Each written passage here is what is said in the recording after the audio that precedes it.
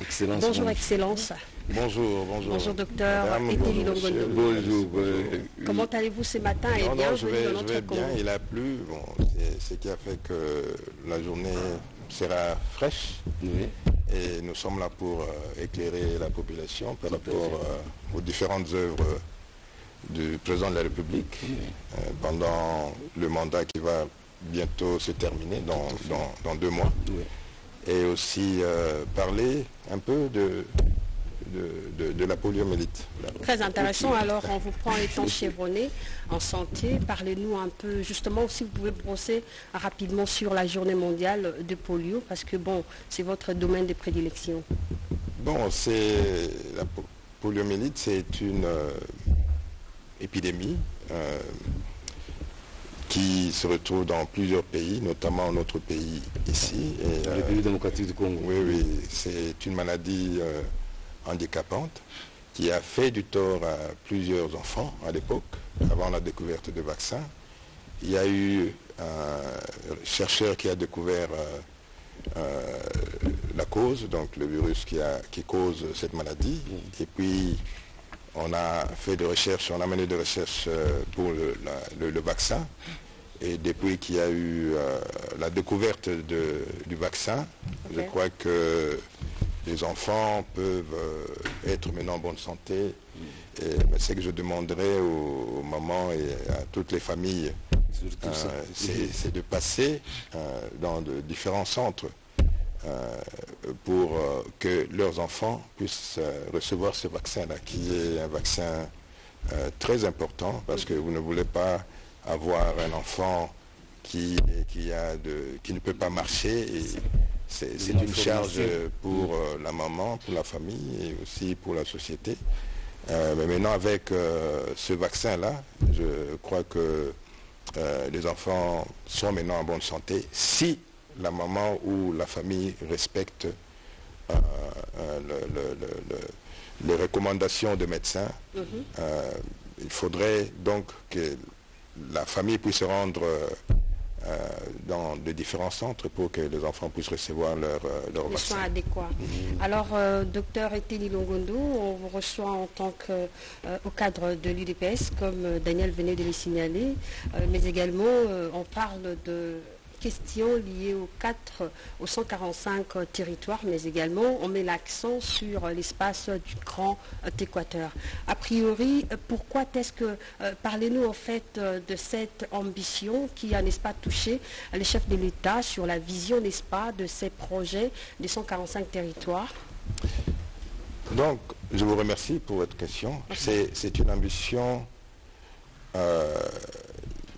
que le président de la République a développé pour essayer d'aider notre pays à prendre le chemin du développement, parce que nous avons vécu pendant très longtemps dans de problèmes de sécurité, des problèmes sociaux, des problèmes de pauvreté.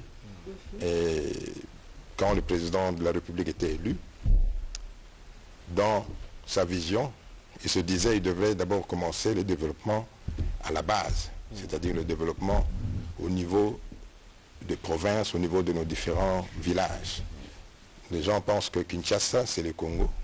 Nous avons pratiquement 26 provinces à l'intérieur du pays. Et ce programme, c'est un programme salvateur, comme je le dis toujours.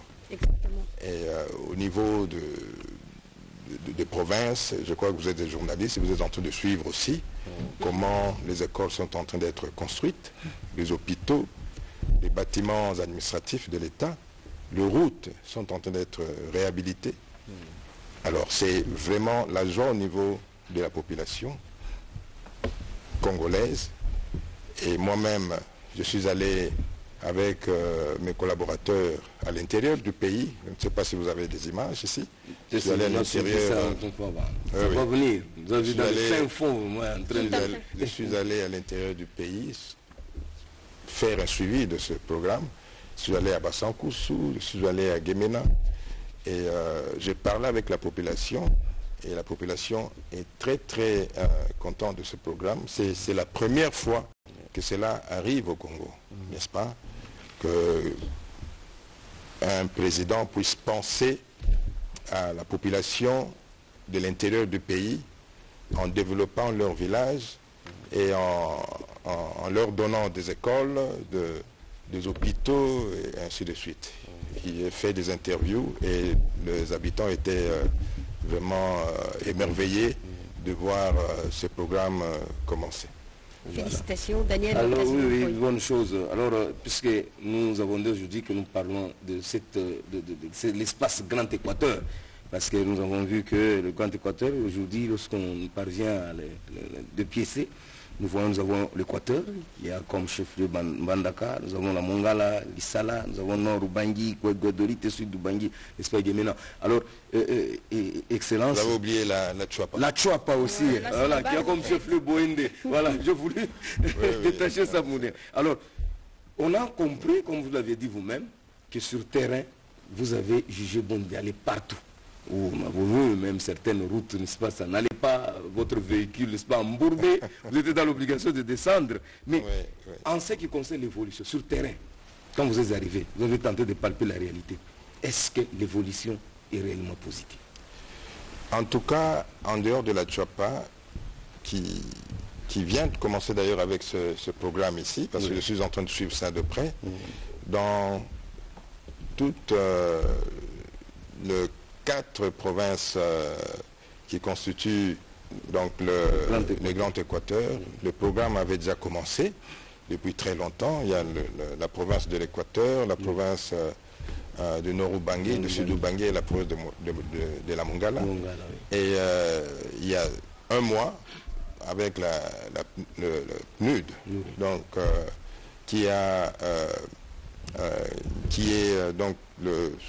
qui s'occupe de ce programme dans la province de la Tchouapa. Je crois que ce programme était déjà lancé là-bas et nous pensons que ça va continuer. Donc ce que j'ai vécu, par exemple, quand je me suis rendu à Bassan-Koussou, j'ai vu moi-même avec mes collaborateurs des écoles qui sont en train d'être construites, des hôpitaux, et aussi je crois que les bâtiments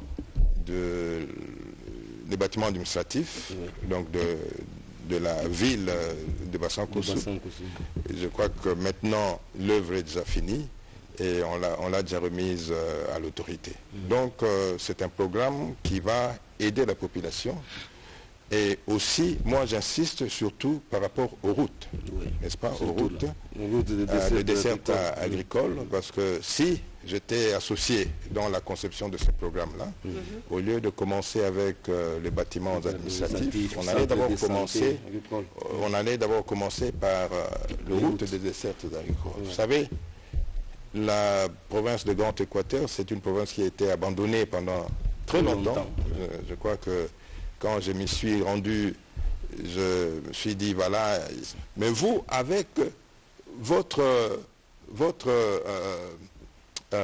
je dirais, la manière dont vous suscitez la population à croire que c'est vous qui allez... C'est vous, le Moïse. Le prendre en charge, et la population ne travaille plus. La population ne travaille plus, et vous détruisez la population psychologiquement. Tout à fait. Et c'est ce qui a fait que la population, aujourd'hui, là-bas, est devenue très pauvre. Et moi, je dirais que la population est pratiquement morte. Donc, on a des populations. Donc, avec cette arme psychologique de destruction massive. Voilà. Donc, au lieu de pousser la population au travail, on lui donne... on lui donne de la boisson alcoolisée. Et puis, on donne 1000 francs, 5000 francs. Je crois que c'était quand même une mauvaise politique, avec un t-shirt bien sûr. Je crois que c'était quand même une mauvaise politique. Et moi, avec ma vision, avec la vision de mon parti politique, parce que je ne peux pas terminer l'émission sans parler aussi de mon parti politique. De l'UDPS. La vision de l'UDPS que nous avons hérité de notre mentor, le feu Étienne Tshisekedi. Je crois que nous allons d'abord éduquer la population pour que la population puisse se prendre en charge. Quand la population est éduquée, elle va commencer à travailler et l'État va intervenir en réhabilitant les routes. Et aussi, pour moi, dans ce projet de 145 territoires, il fallait qu'on puisse doter chaque territoire des véhicules, parce qu'il est difficile que le commerçant là-bas puisse acheter de gros véhicules pour évacuer le produit. Alors, une fois les routes de dessert agricoles sont réhabilitées et qu'on dote ces territoires de véhicules, 10 par territoire. Si on relie chaque territoire au chef-lieu. Exactement, ce sont les commerçants qui vont commencer maintenant à louer ces véhicules pour aller acheter les aliments au niveau des villages, les maniocs, les arachides, ainsi de suite. Et les villageois commencent à avoir de l'argent. Et c'est toute une économie qui va renaître, qui va débuter. Et la population va se prendre en charge. Et on ne va plus assister à des événements tels que voilà, papa, politicien ailleurs, après ça biso 1000 francs, après ça biso boyer, mais la population va se prendre en charge elle-même. Parce que vous êtes acteur du développement, on reste dans la Tchouapa, je touche les territoires d'Ikela. Expliquez-nous, explicitez-nous en fait quelques aperçus, en fait l'aperçu sur son statut actuel, mais aussi les projets spécifiques mis en œuvre dans ces coins-là. Comment ça se passe? Bon, je viens d'ailleurs de ces territoires-là.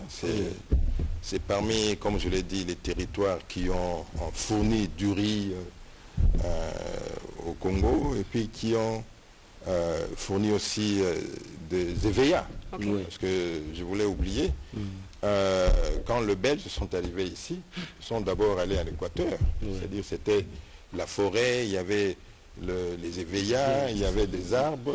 Ils ont exploité la forêt équatoriale pour développer ce pays, en commençant par la Gécamine.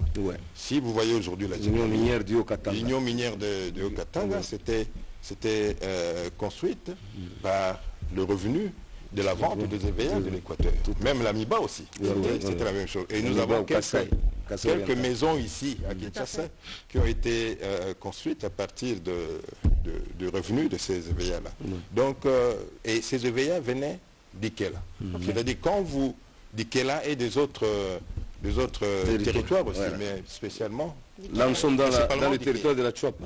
Dans la province de la Tchouapa, à Bouende. Alors, alors, c'est malheureusement, ce territoire n'a qu'une seule compagnie, GAP. J'espère que d'ailleurs j'ai visité, qui est mourante d'ailleurs. Voilà. Et j'ai parlé avec les autorités là-bas pour qu'on puisse mener un plaidoyer ici et qu'on puisse booster cette compagnie-là, qui fait encore l'honneur de ces territoires. Et je crois que j'ai déjà commencé à le faire. Mais en dehors de cette compagnie, de cette usine, il n'y a plus rien dans ce territoire. Mais l'avantage est que nous avons une potentialité de développement, parce qu'il y a beaucoup de jeunes qui n'attendent qu'on puisse booster, c'est-à-dire améliorer l'environnement économique pour qu'ils puissent se reprendre avec l'agricole, avec l'agriculture. Mais malheureusement, pour le moment, je crois qu'ils n'ont rien. Et avec ces jeunes-là, nous allons réaliser beaucoup de projets. J'ai déjà commencé à parler avec ces jeunes, notamment dans le cadre de l'agriculture. Il faut acheter des vélos, parce qu'il n'y a pas de route pour le moment. On ne peut pas attendre qu'on puisse construire... Commencer avec...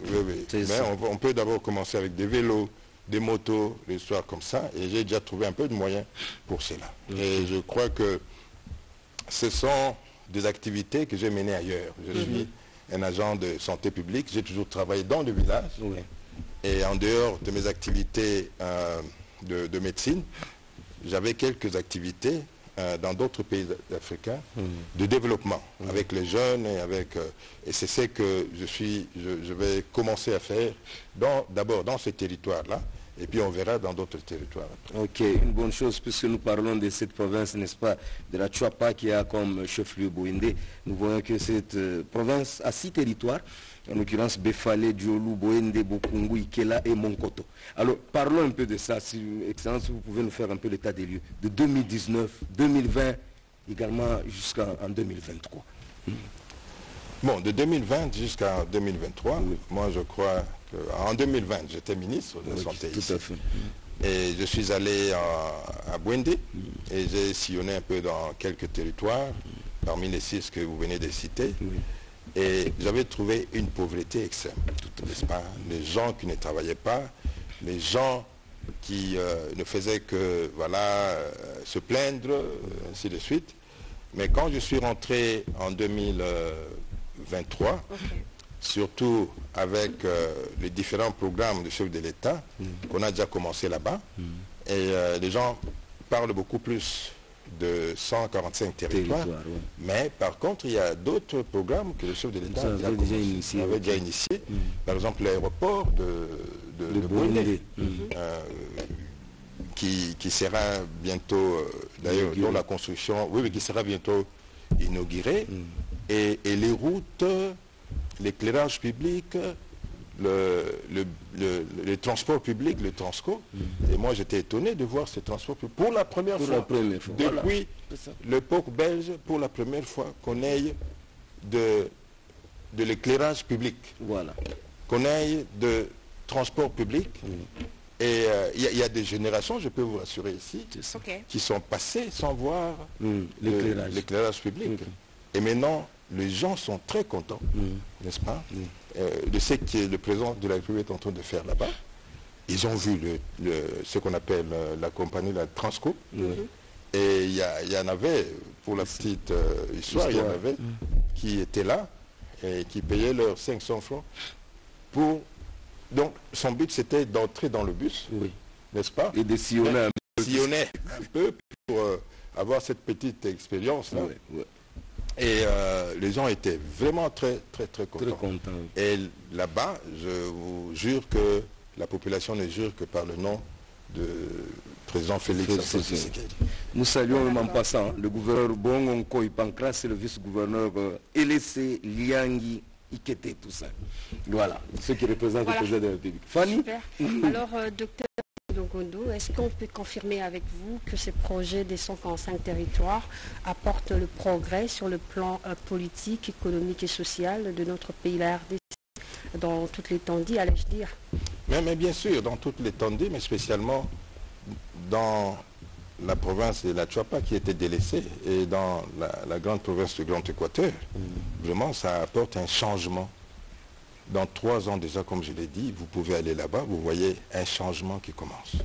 Les commerçants, surtout dans la grande ville de Bwende, les commerçants qui commencent à vendre, et j'ai vu pratiquement en passant, il y a des bars qui naissent, de lieux de commerce. En tout cas, vous voyez même le visage de la population commence à être détendu. Parce qu'à l'époque, quand je suis arrivé, c'était comme si on venait d'une guerre. Les gens sont devenus, avaient des visages renfrognés. Mais maintenant, les gens commencent colériques et les gens maintenant commencent à vivre ces développements. Le sourire est revenu. Le sourire est revenu. Il fallait que Fatih Béton vienne, que le sourire revienne. Exactement, le sourire est revenu. Malheureusement, vous n'avez pas préparé des images. Pas la prochaine fois, en tout cas. Il y a eu des interviews qui ont été faites.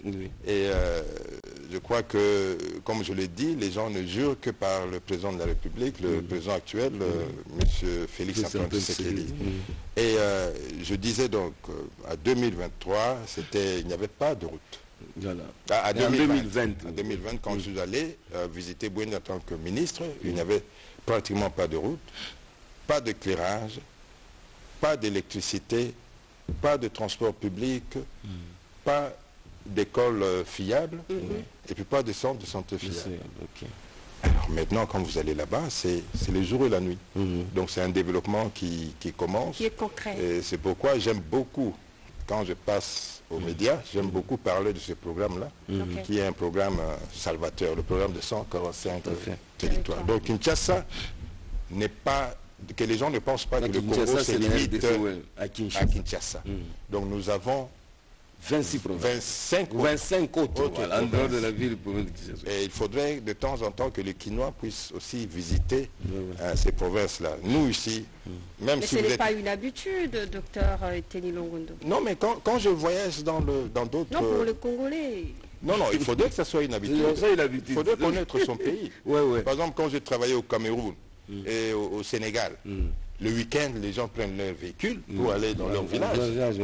Vous voyez dans le village, chacun d'habitants de la capitale, n'est-ce pas, a construit dans le village. Il faudrait que nous puissions aussi avoir cette habitude-là. Donc le Congo n'est pas seulement Kinshasa. Et d'ailleurs, c'est là où on trouve la nature au village. Là. On trouve la nature, vous trouvez des gens... Et là, vous mangez même bio. Vous êtes là. C'est pourquoi je peux vous donner un exemple. Mon père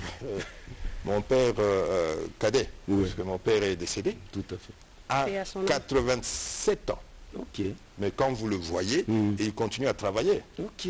C'est un chasseur, il continue à faire son travail. À faire son travail. Donc il marche très bien. Il est beaucoup mieux portant que moi. Pourtant, si nous prenons quelqu'un de 87 ans, c'est Kinshasa. Donc voilà, pourquoi? C'est parce qu'il mange bio. Okay. Tu vois, il tue ses gibiers, il mange, il y a des légumes. Il a la viande fraîche. La viande fraîche, les légumes qui ne sont pas travaillés, sans hormones, sans de produits chimiques, tout ça. Donc il faudrait de temps en temps que nous, les Quinois ici, nous puissions aussi nous rendre dans nos villages pour connaître le Congo profond. Ok. N'est-ce pas? Très important. Et il y a eu ces derniers temps un exode rural ici. Et moi je crois qu'avec le projet de 145 territoires, les jeunes vont commencer à rester chez eux, travailler dans leur village pour développer aussi leur village. C'est ça la beauté même de ce programme-là. C'est vraiment un programme qui était bien réfléchi par le président de la République. Tout à fait. Et moi, c'est une innovation terrible. Peut-être que maintenant, les gens ne s'en rendent pas compte. Au deuxième mandat, c'est là où il se rend compte. Au deuxième mandat, parce que je sais qu'il aura le deuxième mandat, surtout en Équateur, il n'a pas de concurrent. Tout à fait. Je ne suis pas ici en train de commencer une propagande, nous ne sommes pas je suis en train de témoigner ce que j'ai vécu. Vous avez vécu, n'est-ce pas? Alors, je crois qu'au deuxième mandat, les gens vont se rendre compte que ce programme-là était très important. C'est ça. Et c'est un programme salvateur. Ok, une bonne chose. Alors, docteur, quelles sont les relations que vous sauvegardez en termes de partenariat, bien sûr, avec les autorités sur place? Là, nous parlons de cette province de la Tchouapa et également la société civile. Bon, je crois que je suis très souvent, en tant que notable de cette province-là, en contact avec le gouverneur, Bongo, Pancras Bongo, avec qui nous réfléchissons ensemble, parce que bon, je ne suis pas en fonction, je ne suis pas un officiel du gouvernement, mais j'étais quand même je suis quand même un ancien ministre, et je pense que comme notable de ce coin, j'ai le droit, n'est-ce pas, de causer avec les différentes autorités de la province pour essayer un peu de leur donner des conseils, n'est-ce pas, leur donner des conseils et réfléchir ensemble sur les initiatives qu'on va prendre. Par exemple, quand je suis allé là-bas à Bouende, je suis arrivé à Bouende, et dans mon hôtel, je me suis réveillé un matin, j'ai trouvé beaucoup de fonctionnaires, n'est-ce pas?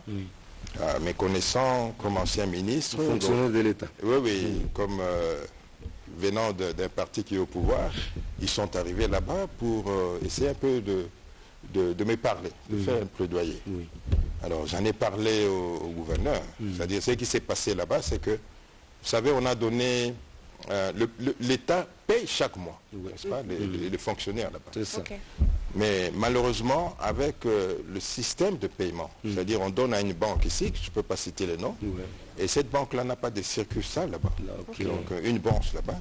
Mais la banque collabore plutôt avec des individus. Elle envoie de l'argent en espèces aux individus. Sur la moto, avec l'argent. Ce sont les individus qui payent maintenant, comme on le dit ici, Mabogo Bank, voilà, en cash. Et quand je suis arrivé, j'ai trouvé qu'il y a eu beaucoup d'abus, beaucoup de détournements de cet argent. Et d'ailleurs, quand j'étais là, le gouverneur avait arrêté quelques-uns de ces agents payeurs. Et il y en avait qui avaient remboursé, ainsi de suite. Mais ce que je dirais vraiment au gouverneur et aux autorités là-bas, de veiller sur avec Caritas, qui a au moins un peu de... Exactement, de veiller sur ça, parce que les gens qui n'ont pas été payés des années et des années, surtout le retraité. Parce que les retraités commencent à avoir leur argent. C'est ça. Vous savez, quelqu'un qui n'a jamais touché 10 millions, 20 millions de francs congolais, 30 millions de francs congolais, et pour la première fois de sa vie, il touche cet argent-là. Et vous, comme agent payeur, vous dites, voilà, il faut qu'il y ait une rétrocession. Vous me remettez 10%. Et moi, j'ai dénoncé ça dans une interview que j'ai faite là-bas. Très bien. Et j'en ai parlé aux autorités ici. Donc, ce sont les actions du chef de l'État qui sont en train d'être anéanties là-bas. Voilà. Parce que le chef de l'État fait un effort pour que chacun puisse avoir son salaire. Voilà.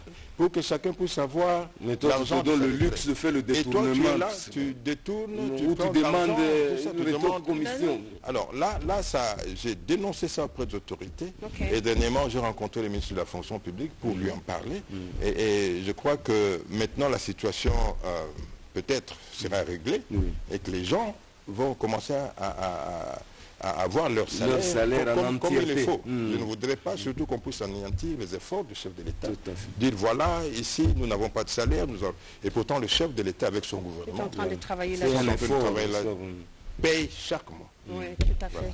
Alors, docteur Eteni Longondo, quels sont les principaux projets de développement qui sont actuellement en cours dans ces territoires? Justement pour finir avec vous et si possible, perspectives à venir. Voilà. Bon, les différents projets dans ce territoire, je crois que j'ai parlé de projets de 145 territoires, et puis qui a déjà commencé d'ailleurs, et je suis en contact même avec les ingénieurs qui sont là-bas. La fois passée, j'ai rencontré ces ingénieurs pour essayer de les motiver un peu.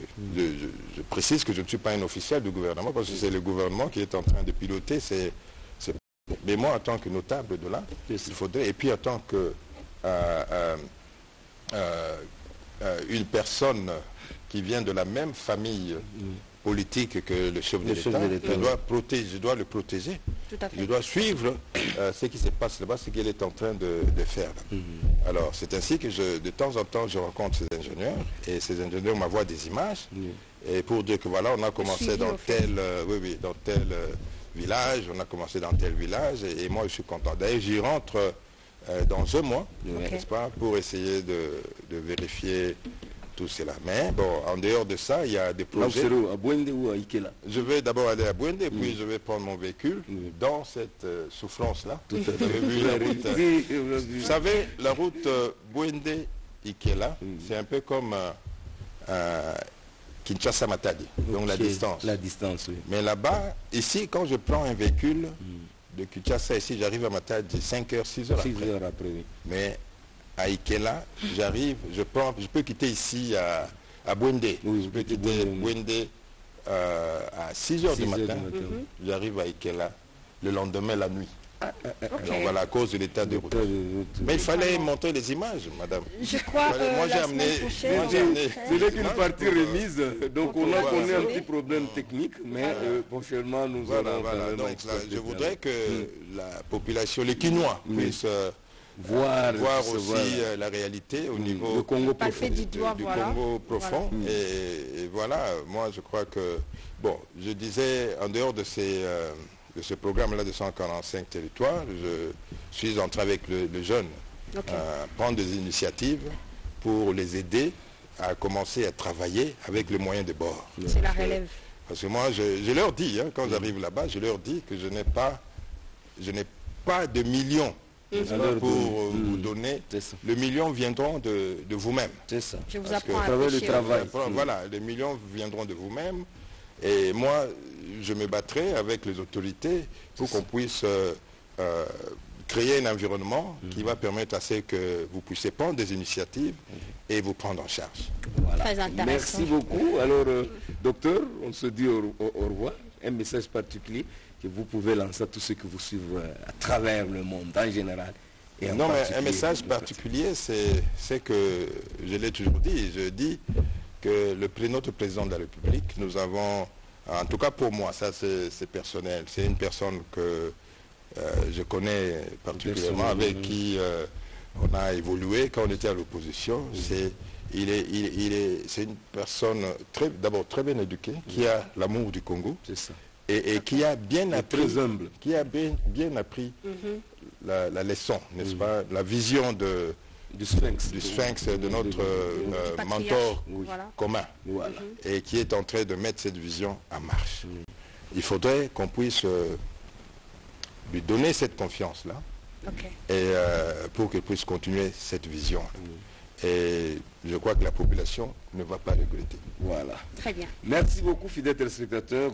Vous l'avez constaté qu'on a reçu pour vous le docteur Eteni Longondo au cadre